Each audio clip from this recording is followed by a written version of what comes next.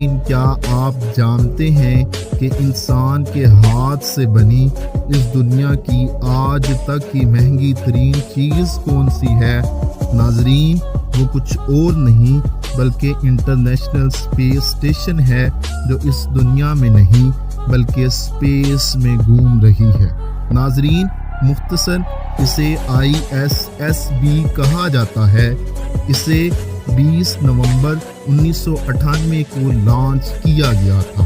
اس وقت اس کی cost $150 billion تھی، جو کہ پاکستانی روپیز میں 420 کھرب 907 ارب اور 35 کروڑ روپے بنتی ہے۔